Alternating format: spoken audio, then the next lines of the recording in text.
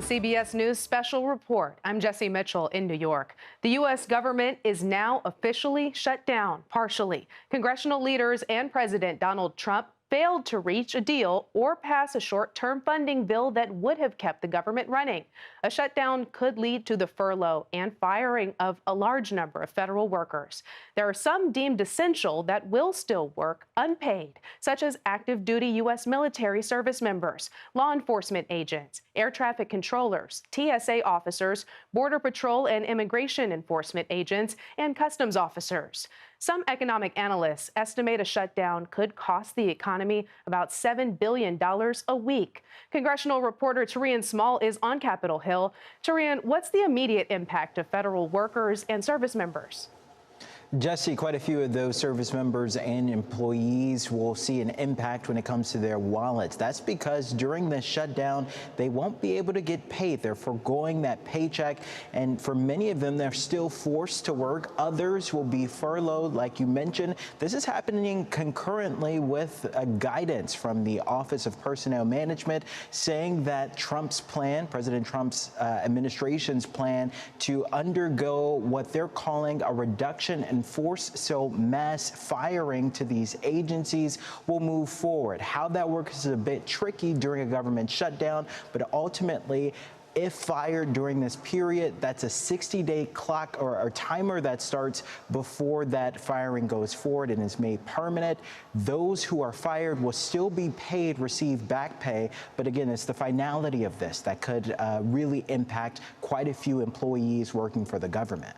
We're seeing all these images of the different agencies under the federal government. So what will continue operating during this time, during the shutdown? What will not be working?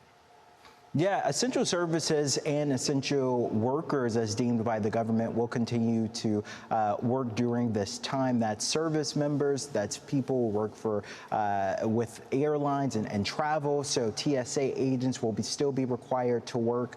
And there's this concern, especially among Americans who are beneficiaries to safety net programs, whether or not they'll still have access to that. The answer is yes. So that's Medicare, that's Medicaid, that's food stamps, Social Security will still be paid out. The real hiccup that we could see there is access through personnel. So if you have to talk to someone who works for the government in order to get access to this, you could see slowdowns there based off of what staffing looks like as it relates to any staffing shakeups under this government shutdown. Great context there. So what are the biggest sticking points that got us to this point? Why can't Republicans and Democrats agree on what they've been fighting over? Well, Republicans are just asking for more time. They're looking to pass through what they're calling a clean continuing resolution and keep spending at current levels as they look for a full appropriations bill to be passed potentially very soon at a mid-November date. So it gives about 7 weeks for both the House and Senate Republicans to talk to House and Senate Democrats about a pathway forward. Democrats are saying, however, they're unwilling to go at it again, considering they were just in this situation in March. We saw a handful of moderate Democrats in the Senate siding with Republicans to push through a continuing resolution. This time around, they want some of their asks to be a part of the negotiation. They're looking at health care credits set to expire at the end of the year. If that happens, millions of Americans on the Affordable Care Act's premiums could go up. So they want that to be a part of the conversation. They're also looking to limit what the president can claw back when it comes to previously appropriated funds. We saw that already during this term happen through a process known as rescissions.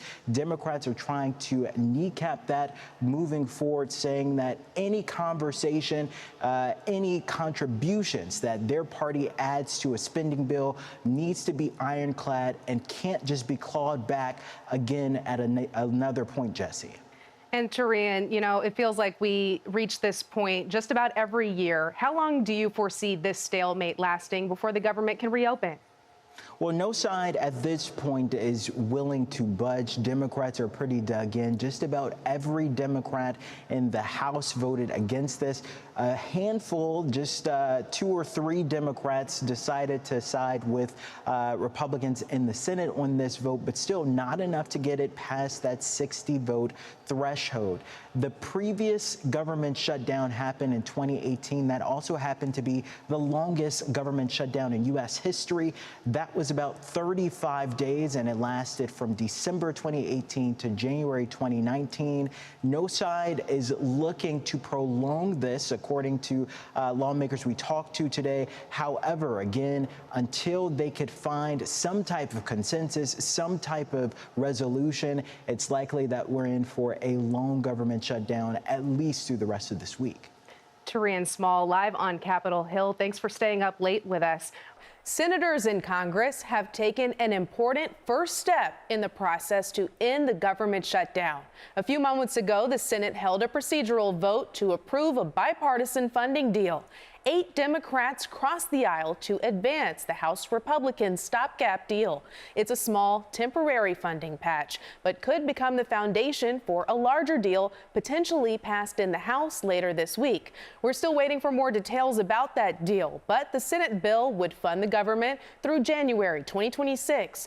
We do know it does not mean Affordable Care Act subsidies will be instantly extended. Instead, Republican Senate Majority Leader John Thune is promising a vote in December to extend those ACA credits. However, the new government opening deal does guarantee back pay for all federal employees who have not received paychecks since the shutdown began. The deal also calls for rehiring hundreds of federal employees who were laid off during the shutdown. Simply put, this evening's vote on the Senate floor is the first step in the process to potentially reopen the government. But more debates and votes will take place on Capitol Hill in the coming days. Getting all 100 senators on the record took hours. Texas Senator John Cornyn rushed from the airport to cast the final vote after his flight was delayed due to air traffic controller staffing shortages stemming from the shutdown. We will be tracking all of those developments and we'll keep you updated. Breaking news right here on CBS News 24/7. Moments ago, Senate lawmakers voted to end the government shutdown. I'm Elizabeth Cook, and we are live right here on CBS News 24/7. The funding impasse has dragged on for 41 days now, the longest shutdown in American history. Just moments ago, the Senate secured enough votes to approve a bill to fund the federal government. The bill as amended is passed. Under the previous order, the motion to reconsider is considered made and laid upon the table.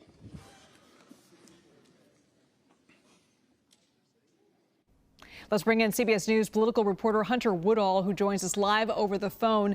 Hunter, thank you for being with us. 8 Democrats sided with Republicans on this vote, all of which are either planning to retire or are not up for re-election next year. What have these senators said about their decision? They're getting a lot of criticism from their own party. That's the notable thing here as we've watched how Democrats responded in the last 24 hours. Obviously, a lot of pushback from Democrats amongst the party base and some rank-and-file Democrats, especially in the U.S. House, criticizing this group of Senate Democrats for moving forward and helping Republicans try and reopen the government. But honestly, when you look at their statements, you look at what they've said to reporters and to the public since their votes last night that essentially started this process of overcoming the hurdles to try and reopen the government, it's clear that the impact that the shutdown was having on their communities, on their respective states, was being deeply felt. And they essentially felt like the compromise they were able to get was the best they're going to get, especially as the shutdown continued to stretch on and on.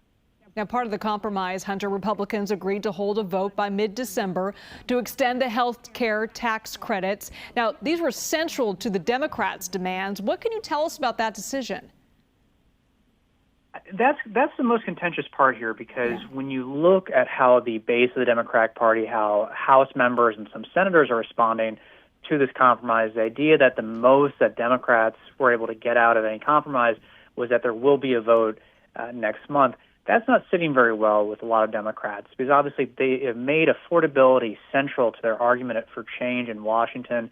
They have made, health care essential to their argument for what they want to see people be able to have in this country.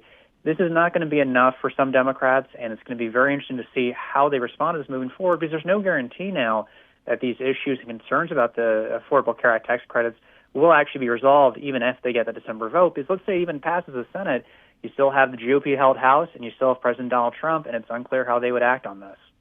Hunter, is this vote seen as a win for either party, considering the immense pain it's caused so many Americans? Well, I think especially being on Capitol Hill earlier today, getting a sense of where things stood, I think obviously nobody feels great about how this has gone, the tensions that have obviously been shown here, and just the extreme partisanship that has been a hallmark of this shutdown. When you talk about, how shutdowns impact, every state, has constituents that have been impacted by what's going on. It's being felt, and especially as you get closer and closer to the holidays, the idea that travel could be impacted for folks moving across the country, going across the country to visit loved ones. I think it was a contentious time, and there's clear thought that hopefully now this shutdown will be put behind them. But I will note this government funding bill is, in many ways, is a short-term patch. It essentially, the funding goes through January 30th of 2026. There's nothing to say by that time we could still, fall into another government shutdown after that. There's a short-term patch, and that's going to be one of the things that we're watching moving forward. Congressman Ro Khanna was on the takeout earlier today, Hunter, and he was asked about Senator Chuck Schumer's future. I want to listen to that soundbite there and get your reaction on the other side. It's time for him to be replaced. He is not meeting the moment. He's out of touch with where the party's base is. Hunter, what are you hearing from Democrats about Chuck Schumer's future with the party? This is a fascinating thing about what we've seen. Obviously, Chuck Schumer is a Senate Democratic leader. He has had a topsy-turvy tenure so far since he essentially started leading the chamber after Harry Reid retired a few years back. And when you look at the contention here, obviously, I don't think Senator Schumer is going to be losing much sleep about a California House Democrat, Ro Khanna, saying, hey, he should step aside. But it does tell you where the Democratic Party may be headed. Because, again, this was a compromise. This was a compromise that Chuck Schumer didn't even vote for. But the idea that this is happening under Chuck Schumer's watch is enough to alarm Democrats, not just the Democratic base, which may have been unwilling to accept any kind of compromise, but also Democratic rank-and-file members like Congressman Khanna, like other members of Congress we're already seeing being very critical on the U.S. House side of what the Senate and those breakaway Senate Dems have done, does give you a sign that for a party that is kind of torn between progressives and the moderates right now, this is a tension that is not going away, and it might even get more vocal in the coming months and years. And I'm curious, the next step with this is it now heads to the House floor. Hunter, what do you think is going to happen there? What kind of debate are we going to see? We obviously had a signal earlier today from House Speaker Mike Johnson. He was encouraging about this plan, encouraging about, hey, he's going to bring back the House after a long time of the House being away to vote on this plan. Now, I will note House Republicans tend to not be very happy with short-term funding measures. They may feel a little bit better about this because there are some full-year appropriations bills, some full-year bills in this package, and that may help some concerns amongst rank-and-file Republicans. But seeing how Democrats are reacting so far, is it going to be a bipartisan bill? Is it going to be a bipartisan vote in the House, or is it going to be strictly partisan? If that's the case, it's a very narrow House GOP majority. Speaker Mike Johnson would likely have to keep his House Republicans together to pass that, or is he going to get help from Democrats to get this across the finish line? The signals we were getting earlier today, obviously, is that President Trump is supportive of this, supportive of the work that the Senate's done here. So really the question now is how the House fares for this when it comes back later this week. Hunter Woodall, thank you so much. Well, if you're just joining us, breaking news, the Senate has officially passed a bill to end the government shutdown, the longest in American history. Just moments ago, Senate lawmakers voted 60-40 to approve a measure to fund the federal government. The bill still needs to be approved by the House and eventually signed by President Trump.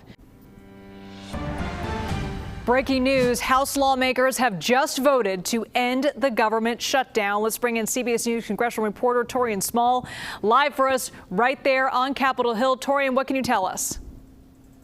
Yeah, it was a largely party line vote here that saw this legislation past the finish line and head on its way to the president's desk for his signature for this to be signed into law. One notable thing here is that we saw 2 Republican defectors in Representative Stubbe of Florida and Thomas Massie of Kentucky. 5 Democrats joined Republicans in getting this across the finish line. Undoubtedly, this will be conversation among that conference, considering the rest of the Democratic Party avoided endorsing this continuing resolution. Now that it is out of the House, it heads to the president's desk, where he's expected to sign it within the next hour or so, and then the government will be essentially reopened. What this means, though, Liz, is that lawmakers will have now until January 30th to bang out a full appropriations bill to fund the government well into next year, to avoid the situation that we saw happen in March with that continuing resolution.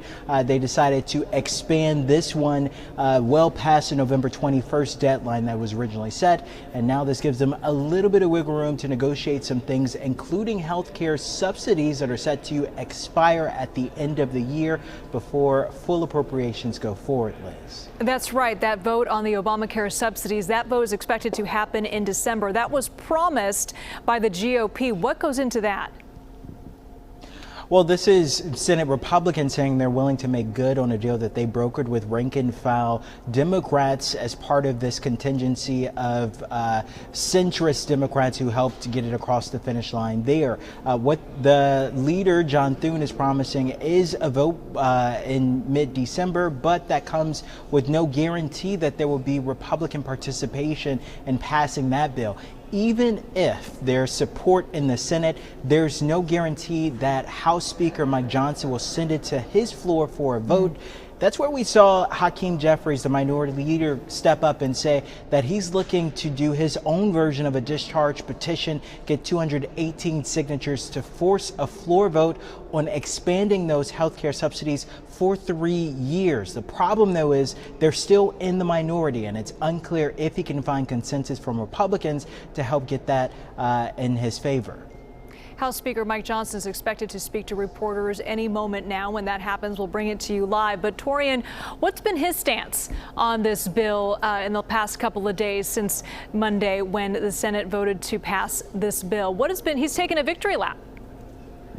Yeah, taking a victory lap, especially considering the fact that he's spent weeks, really day after day, going after Democrats, laying the blame of the government shutdown solely at their feet, saying that the reason why we're in this situation, the reason why federal workers aren't being paid, the reason why troops haven't been paid, why we're seeing these delays in airports, is because Democrats refuse to pass through what he called a clean continuing resolution, keeping spending levels where they were until they got a full appropriations bill out. On the House floor, right in front of this vote, he had what's called a magic minute where he could, pretty much debate where things stood. He said that he wasn't going to waste any more time, but said again, this is a problem in his mind caused by Democrats. Democrats obviously pushing back and saying they just wanted to include health care as part of this conversation. This wasn't a bipartisan process in their minds, which is why they voted against both continuing resolutions. The vast majority of Democrats voted against both continuing resolutions. Any update on the timing of releasing the Epstein files, more of the Epstein files? Any timing on that vote? Right. So we saw with the swearing in of newly elected and now newly sworn in Representative Grijalva from Arizona. She is that 218th signature on a discharge petition that was co-sponsored by the Republican and Thomas Massie from Kentucky and the Democrat Ro Khanna. And Speaker Johnson addressed this to reporters just moments ago, saying that he's not going to wait the procedural 7-day window for the legislation to be considered. He's going to take it to the floor for a vote next week. So he's pushing forth that timeline, seemingly to placate the growing dissension that he has from not just Democrats, but folks within their own party looking to get what they're calling transparency, even though he's maintained that through the Oversight Committee, there's been release after release of new information regarding that case. Torian Small, thank you so much, live for us on Capitol Hill. We are coming on the air as President Donald Trump prepares to sign a temporary funding bill to end the longest government shutdown in history at 43 days. The bill was passed by the House just a short while ago after the Senate passed it Sunday. Here now is the president in the Oval Office. Let's listen in. Which would have really hurt our healthcare businesses and our recipients at levels never seen before. Today, we're sending a clear message that we will never give in to extortion, because that's what it was. They tried to extort. The Democrats tried to extort our country. In just a moment, I'll sign a bill exactly like we asked Democrats to send us all along, many days ago. This cost the country $1.5 trillion, this little excursion that they took us on. Republicans never wanted a shutdown and voted 15 times for a clean continuation of funding. There's never been a time when one or the other party ever didn't sign a continuation. It's just a continuation, not a big deal. It's a continuation, and we'll talk later. Yet the extremists in the other party insisted on creating the longest government shutdown in American history, and they did it purely for political reasons. I want to thank Speaker Mike Johnson, Senate Majority Leader John Thune, as well as House Majority Leader Steve Scalise, Majority Whip Tom Emmer, and numerous other great Republican leaders and congressmen and senators who are here and frankly spent a long time in Washington getting this thing to go away. I also want to thank the broad coalition of Americans that stood with us in this fight to reopen government, including the Teamsters, the American Federation of Government Employees, the Fraternal Order of Police, AMVETS, the National Small Business Association, the American Farm Bureau, the American Trucking Association. These are all incredible patriots. The Airlines for America, the Allied Pilots Association, the National Air Traffic Controllers Association, and many others, unions and non-unions. Over the past 7 weeks, the Democrats' shutdown has inflicted massive harm. They caused 20,000 flights to be canceled or delayed. They departed so many times, so late. People were hurt so badly. Nobody's ever seen anything like this one. This was a no-brainer. This was an easy extension. But they didn't want to do it the easy way. They had to do it the hard way. And they look very bad, the Democrats do. They deprived more than 1 million government workers from their paychecks and cut off food stamp benefits for millions and millions more Americans in need. They caused tens of thousands of federal contractors and small businesses to go unpaid, and the total effect of the damage their antics caused will take weeks and probably months to really calculate accurately, including the serious harm that they did to our economy and to people and to families. So I just want to tell the American people, you should not forget this. When we come up to midterms and other things, don't forget what they've done to our country. I also want to call for a termination to the filibuster so that this can never happen again. If we had the filibuster terminated, this would never happen again. And don't forget, we have another date coming up in the not-too-distant future. We can never let this happen again, and we should be able to pass great, really great legislation. So I say terminate the filibuster because, by the way, the Democrats will do it immediately if they ever assumed office, which hopefully they won't. Today we had the highest stock market price ever in all of the different markets. We set a record. It's the 48th time in the 9 months that I've been in office that we had this record set. So think of that, 48 times we had a record set. But today is the highest of them all. We're going to break new grounds. Nobody would have thought. I have with us not only the great political leaders, but the great business leaders of our country. They're standing right behind me and right really alongside of me. And if we would have told them a year ago that we'd be having stock prices this high, none of them. In fact, I just asked them that question. None of them would have believed it. And that inures to jobs and, very importantly, to 401ks, which have also set a record today. A record high for the people that have 401ks. And also, I want to thank Walmart because they came up with a fantastic study. It was the cost of Thanksgiving coming up and the cost of Thanksgiving from a year ago under Sleepy Joe Biden. And we're 25% lower this year than we were a year ago. And it's a very inclusive report. So I want to thank Walmart. They've done it for many years, but we believe in that, and we believe in that company. I want to also thank the 8 Senate Democrats who finally did the right thing in voting to end this craziness, this madness. But unfortunately, the vast majority of congressional Democrats were happy for millions of Americans to suffer. They really did suffer, too. And the Democrats admitted, they said, well, no, we finally have a point. Even though people have to suffer, we finally have a point. And that didn't work out too well for them. But they really went out and they could appease the fringe benefits of their far-left base. But that didn't work out because now their far-left base is angrier than ever before. We actually elected a mayor of New York City who happens to be a communist. When was that going to happen? Remember, I said all the time during my campaign, we will never be a socialist country. And that's right. We turned out to have a communist in New York City. And if you look at his views, those are the views of a communist, not a socialist. So this is no way to run a country. I hope we can all agree that the government should never be shut down again. End the filibuster, terminate the filibuster. It'll never happen again. So with my signature, the federal government will now resume normal operations, and my administration and our partners in Congress will continue our work to lower the cost of living, restore public safety, grow our economy, and make America affordable again for all Americans. Again, costs are way down. Energy is way down. Gasoline is at $2.50 a gallon versus $4.70 for the Democrats. And we think we're going to hit pretty close to $2 a gallon. That's like a really massive tax cut. It's the equivalent of that.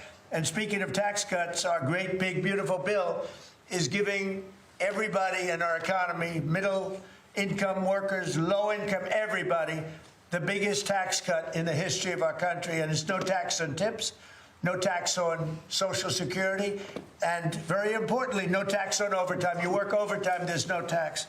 That's among the things that add up to the biggest tax cut in history. One other thing, you hear about rich people with deductions. Well, when you buy your car and you borrow money, you're allowed to now deduct the interest on that loan. So you can take that interest deduction and what you can take is that interest payment and deduct it for income tax purposes. That's a tremendous tax cut right there. But it all includes fixing the health care system that Democrats broke with the disaster known as Obamacare. Obamacare was a disaster from day one. It's done nothing but go up. And if you remember President Barack Hussein Obama, when he came up with this crazy idea, he said everything's going to be great, rates are going to go down, payments are going to go down, everything's going to go down. It went the exact opposite, with the biggest increase of healthcare in any country. It's a disaster. And I'm calling today for insurance companies not to be paid, but for the money, this massive amount of money, to be paid directly to the people of our country so that they can buy their own health care, which will be far better and far less expensive than the disaster known as Obamacare. And I've had, I think, great support. I've even had Democrat support. So we want the money that would be going to the insurance company, which is hundreds of billions of dollars. Their stock prices have gone up by 1,000% in many cases, 1,000% over a short period of time, because our country stupidly pays them so much money with this Obamacare scandal. So I want the money to go directly to you, the people. And you go out and you'll buy your own health insurance and you'll negotiate different plans and you'll get much better insurance, and you will be an entrepreneur for yourself. So I'm always willing to work with anyone, including the other party. We'll work on something having to do with health care. We can do a lot better. We can do great. So much money is involved, and we're willing to pay so much money to the people. So we're going to pay a lot of money to the people. They're going to go out and buy their own health care, and we're going to forget this Obamacare madness. So with all of that, I just want to tell you the country has never been in better shape. We went through this short-term disaster with the Democrats because they thought it would be good politically. And it's an honor now to sign this incredible bill and get our country working again. Thank you.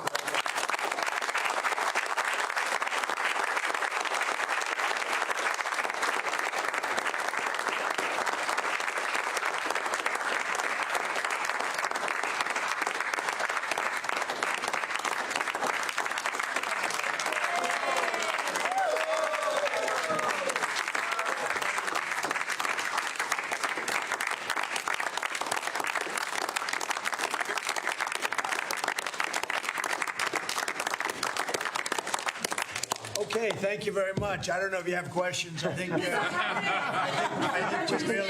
we really have a really great situation.